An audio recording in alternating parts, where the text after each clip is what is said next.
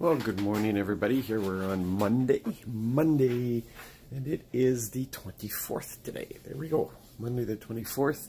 We're trying to get used to being a little bit chilly now after weeks and weeks and weeks and weeks of the heat.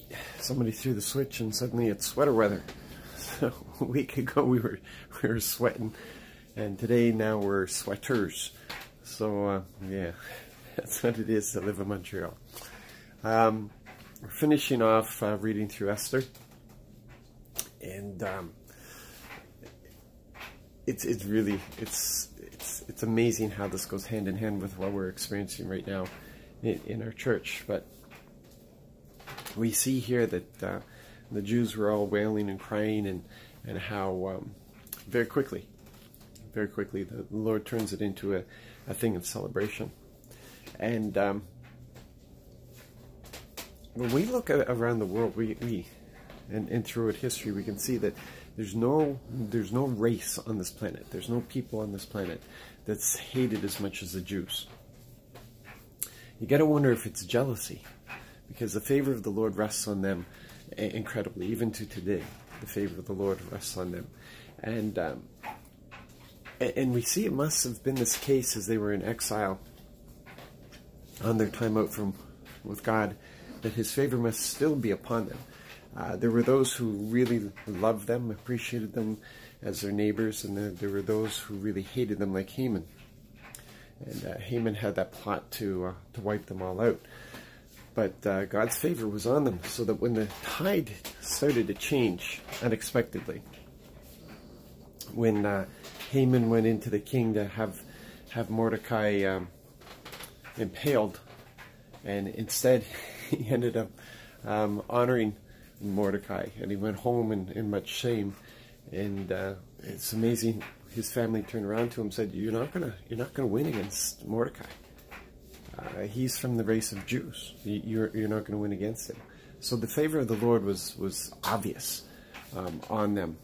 Now, I want you to consider this: the Jews have the lesser covenant.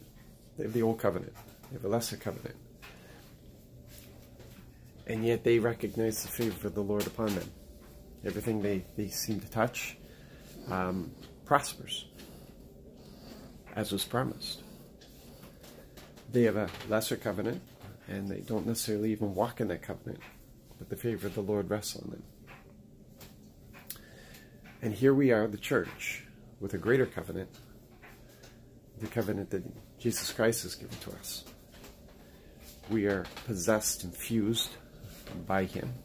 He's in us, we're in Him.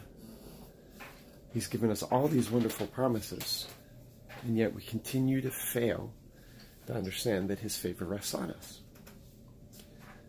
Our Father wants to glorify Himself through us, so that others will know of His goodness.